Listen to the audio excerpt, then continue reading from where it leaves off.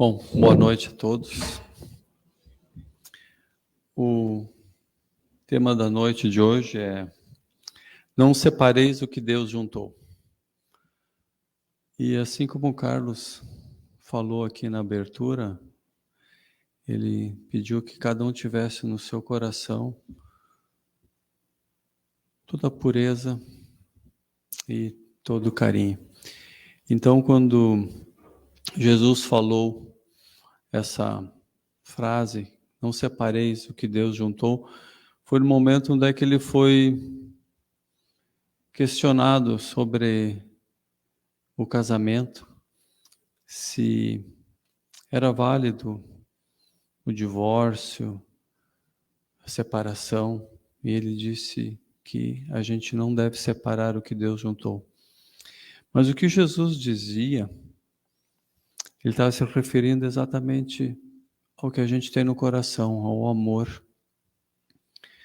E nós temos, na medida que vai evoluindo a humanidade, e dentre todas as nações que existem, as nações que são cristãs ou não, todas elas têm um regramento para a união, para o casamento. Em algumas nações, o adultério é considerado de determinada maneira, de outra maneira, mas essas leis dos homens, elas vão se modificando com o passar do tempo, porque sempre há uma evolução. Porque a princípio não era permitido o divórcio, depois já se permite o divórcio. Mas isso é a lei do homem. A lei de Deus tem um significado maior. O que é? É que as uniões devem ser feitas com amor. E a gente sabe também, pelo dia a dia da gente, pela história, que muitas uniões foram feitas em função do orgulho, de unirem-se fortunas. Então, também sobre desejos, né? As pessoas têm interesses que não são o amor.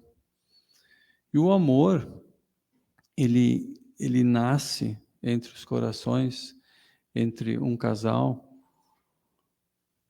para que haja a procriação da espécie, que as pessoas se atraem e se juntam e se procriam e para ter os filhos.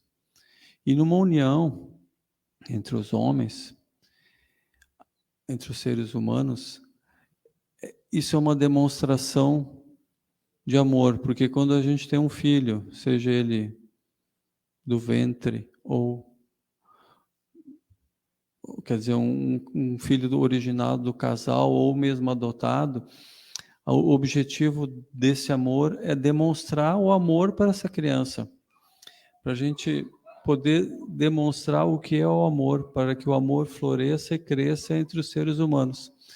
Porque se a gente não tem demonstração de amor na família, a dificuldade de se demonstrar amor na sociedade, em comunidade, ela aumenta. Então, quando a gente fala dessa ideia do amor, isso é uma energia poderosa e forte, porque sem amor nada existe. Porque na criação do ser humano tem o amor de Deus. O amor de Deus está dentro de cada um. E esse amor, ele tem que ser expandido e crescido. Se tu contaminar essa união ou essa amizade com orgulho ou interesse, tu desvirtua a ideia principal de amor. Porque quando a gente consegue fazer com que o amor cresça, a gente enfrenta as dificuldades. Porque num casamento, num relacionamento, mesmo que não seja só o casamento de marido e mulher, mas entre irmãos que se conhecem, que vivem juntos, isso tem que ter amor, porque esse amor vai fazer o espírito evoluir, porque vai criar um entendimento para podermos enfrentar as dificuldades que sempre acontecem na vida de todo mundo. Eu acho que não tem ninguém que nunca teve um problema de relacionamento, de amor, seja, não precisa ser entre casal, mas entre pai, mãe, filhos, irmãos, amigos que brigam e que têm uma amizade forte. E se a gente consegue manter essas amizades, apesar das diferenças, a gente cresce. Esse capítulo também, ele é um dos poucos capítulos do Evangelho segundo o Espiritismo que não tem um comentário dos espíritos. Esse capítulo somente Kardec fala e aponta as opiniões dele sobre o casamento e o divórcio. Mas nós temos aqui no Evangelho, no Livro dos Espíritos, numa questão 940, e essa questão fala exatamente também sobre esses relacionamentos. Fala especificamente sobre que será que eu devo manter um relacionamento se não existe amor? Se há conflito? Se alguém está sendo prejudicado? E nessa questão 940 é esclarecido que a gente, então, se está havendo muita briga, um desconforto, e não existe maneira de superá-lo com amor, que a gente então se distancie para evitar um mal maior. Porque se separar é melhor do que ficar junto, e que se ficar junto pode provocar um mal maior, então é bom se distanciar para não ficar pior ainda. Não sei se vocês me entendem. Daqui a pouco, porque hoje em dia a gente vê muitos relatos de violência, de agressões, as pessoas às vezes se submetem por questões financeiras ou de violência. Então, se tu mantiver esse relacionamento, pode acabar indo para um lado muito mais negativo e prejudicial do que separar. Então, ficar junto é uma tarefa muito difícil, mas tem que ter o amor envolvido. Tem que fazer com que as pessoas cresçam e principalmente que esse amor transpareça para as pessoas que estão junto com a gente, os familiares e principalmente os filhos, porque as crianças elas não precisam sofrer junto com os pais, apesar deles terem essa proposta encarnatória daqui a pouco de até ajudar nesse relacionamento. Então essa é a questão que é apontada aqui nesse capítulo do Evangelho, que a gente deve fazer tudo o que for possível para manter uma relação que, a princípio, todas as relações começam com amor, daqui a pouco pode haver interesses financeiros, materiais envolvidos, que possam desvirtuar essa relação.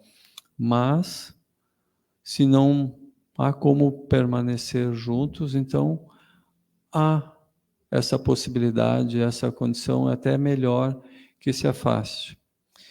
E eu gostaria de lembrar também o seguinte, que todo mundo, quando cria um vínculo com alguma pessoa, a gente cria laços eternos. E esses laços vão perdurar para sempre, dá para se dizer. Porque quando a gente cria um vínculo de amor, esse laço permanece. Quando a gente cria um vínculo de ódio, esse laço permanece. E segundo o Espiritismo, e que a gente percebe nas relações, no futuro próximo a gente pode vir a ter que voltar a esse relacionamento.